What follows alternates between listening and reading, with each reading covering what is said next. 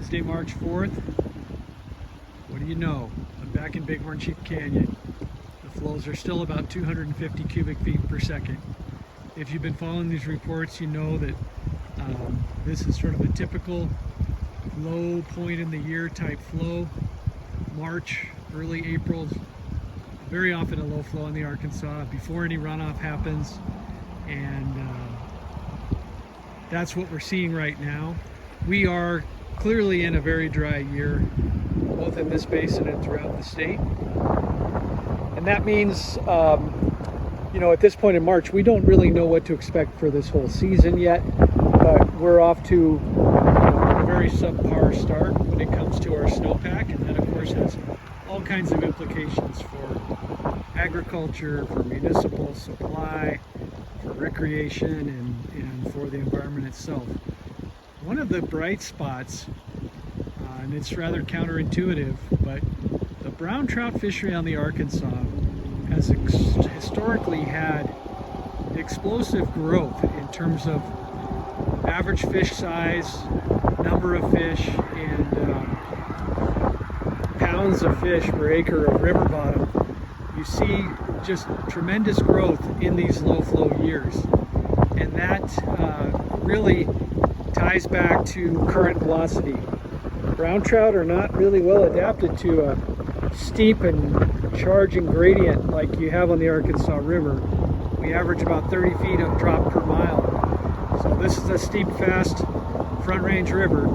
Descends quickly from 10,000 feet at Leadville down to 5,500 or so at Canyon City in a pretty short distance. Brown trout really need shelter from that high current velocity. The structure we have on this river, like just looking up here at kind of this low tide, all this great variety of rock size that we see along the edge of the river here, that's all great velocity shelters for our brown trout. But as you have a lower flow, you also reduce the current speed itself, and that just makes life a lot easier for these fish. They can make better use of the calories available. They're not fighting such a difficult current.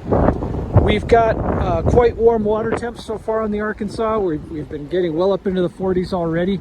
That's stimulating the metabolisms of fish. It makes them want to eat. And our bugs, our aquatic insects, are maturing at a higher rate of progress than we usually see this early. So we've already seen some blueing olive mayflies starting to emerge a couple weeks early down here on the Arkansas. And we're seeing lots of feeding fish this time of day. When it's as bright as it is today, you don't see much in the way of hatches and surface feeding, but a lot of fish lining up along seam lines. I can see them from here and just working this current, picking off drifting nymphs. Plenty of food on the current today. This is a great time to get on the Arkansas. You know, a lot of people wait till late April, early May for that big Brachycentrus caddis hatch, but this time of year, there's a ton of open water. We have no ice whatsoever down here. The river's very wadeable, and there's very few people on it. So if you would like to get some solitude in addition to some great fishing, now's a really good time to be on the Arkansas. Please feel free to go to our website, ArkAnglers.com. We're updating our fishing report regularly, give you the latest information on where to go, what to use, how to approach the river. You're welcome to give us a call, 719-539-4223. And by all means, please stop in our fly shops for plenty of advice. That's Salida and Buena Vista.